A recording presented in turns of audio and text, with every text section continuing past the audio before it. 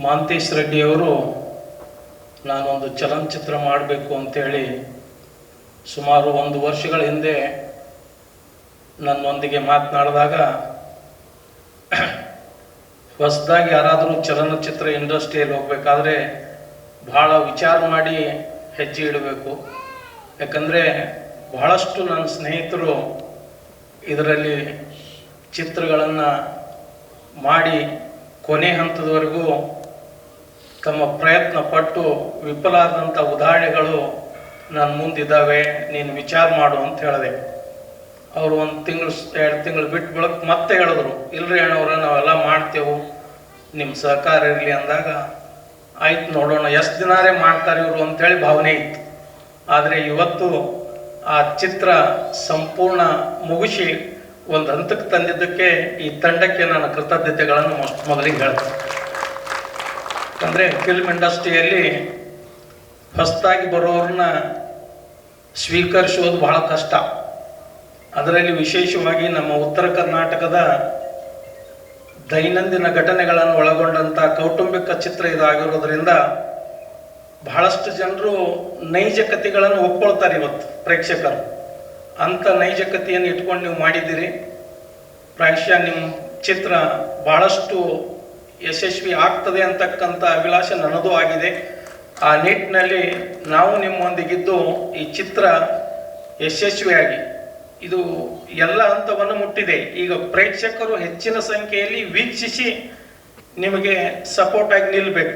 ಆ ನಿಟ್ಟಿನಲ್ಲಿ ಎಲ್ಲರ ಸಹಕಾರ ಇರ್ತದೆ. ನೀವು ಮುಂದುವರಿರಿ. ಭಗವಂತ ನಿಮ್ಮೆಲ್ಲರಿಗೂ ಆ ನಿಟ್ಟಿನಲ್ಲಿ ಆಶೀರ್ವಾದ ಮಾಡಲಿ ಅಂತೇಳಿ ಆಶಿಸಿ ನನ್ನ 2 ಮಾತುಗಳನ್ನು ಮುಗಿಸ್ತಾ ಇದ್ದೀನಿ.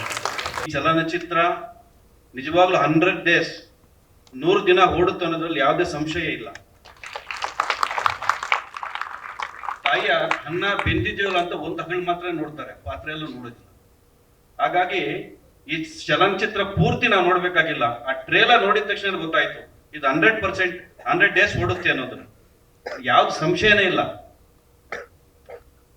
ಈ ಚಲನಚಿತ್ರ ಟೆಕ್ನಿಷಿಯನ್ಸ್ ಮತ್ತು ಆಕ್ಟರ್ಸ್ ಏನಿದ್ರ ಇವರೆಲ್ಲರೂ ಚಿಕ್ಕಬಳ್ಳಾಪುರದ ಕಡೆನೂ ನಮ್ಮ ಚಿಕ್ಕಬಳ್ಳಾಪುರ ಭಾಗದಲ್ಲೂ ಶೂಟಿಂಗ್ ಮಾಡೋದು. ನಿಜವಾಗ್ಲೂ ಬೆಳಗ್ಗೆ ಹೋದ್ರೆ ಸಂಜೆ 6-7 ಗಂಟೆಗೆ ಬರೋರು ಇವರೆಲ್ಲರೂ. ನಾನು ನೋಡಿದ ತಕ್ಷಣ ಫುಲ್ ನಮ್ಮ ಬಿಲ್ಡಿಂಗ್ ಸುತ್ತಲೂ ಇರೋರು ನೋಡಿದ್ರೆ ಪಾಪ ಚಲನಚಿತ್ರ ಇಷ್ಟೊಂದು ಕಷ್ಟ ಇದೆಯಾ, ಇಷ್ಟು ಪರಿಶ್ರಮ, ಇಷ್ಟೊಂದು ಕಷ್ಟ ಪಡ್ಬೇಕಾಗುತ್ತಾ ಒಂದು ಸಿನಿಮಾ ತೆಗಿಬೇಕಾದ್ರೆ ಅನಿಸ್ತು. ಆ ಧೂಳು, ಆ ಬಟ್ಟೆ, ಪಾಪ ಅವ್ರದ್ದು ನೋಡಿದ ತಕ್ಷಣ ತುಂಬಾ ಎಷ್ಟು ಕಷ್ಟ ಪಡ್ಬೇಕು ಒಂದು ಸಿನಿಮಾ ತೆಗಿಬೇಕಾದ್ರೆ. ನಾವ್ 2 ಅವರ್ ಕುತ್ಕೊಂಡ್ಬಿಟ್ಟು ಚೆನ್ನಾಗಿದೆ ಅಂದ್ಬಿಟ್ಟು ಕ್ಲಾಪ್ ಸೌಂಡ್ ಹೊಡೆದ್ಬಿಟ್ಟು ಆಚೆ ಬಂದ್ಬಿಟ್ಟು ಚೆನ್ನಾಗಿದೆ ಇಲ್ಲ ಚೆನ್ನಾಗಿಲ್ಲ ಅಂತ ಹೇಳ್ಬಿಡ್ತೀವಿ. ಆದ್ರೆ ಇಷ್ಟೂ ಜನ ಟೆಕ್ನಿಷಿಯನ್ಸು, ನಿರ್ಮಾಪಕರು, ನಿರ್ದೇಶಕರು, ಫೈಟ್ ಮಾಸ್ಟರ್ಸು ಎಷ್ಟು ಶ್ರಮ ವಹಿಸ್ಬೇಕು. 1 ವರ್ಷ ಕಷ್ಟಪಟ್ರೆ 1-2 ಅವರ್ ನೋಡುವಂತ ಸಿನಿಮಾ ಮಾಡಬಹುದು. ಅದು ಎಷ್ಟು ಕಷ್ಟ ಇದೆ ಅದನ್ನೆಲ್ಲ ನಾವೆಲ್ಲ ಅರಿಬೇಕಾಗ್ತದೆ. ಇವತ್ತು ಚಲನಚಿತ್ರ ಸಕ್ಸಸ್ ಆಗ್ಬೇಕು ಅನ್ನೋದ್ರಲ್ಲಿ ತುಂಬಾ ಕಷ್ಟ ಇದೆ. ಹಾಗಾಗಿ ಮಹಾಂತೇಶ್ ಅವರು ಈ ಒಂದು ದೊಡ್ಡ ಸಾಧನೆಗೆ ಮೊದಲನೇ ಸಲ ಕೈ ಹಾಕಿರೋದು ನಮ್ಗೆಲ್ರಿಗೂ ಸಂತೋಷ ಆಗುತ್ತೆ. ಇವತ್ತು ಈ ಸಿನಿಮಾ ಸಕ್ಸಸ್ ಆಗಲಿ, ನಿಮ್ಗೆಲ್ರಿಗೂ ಒಳ್ಳೆಯದಾಗ್ಲಿ.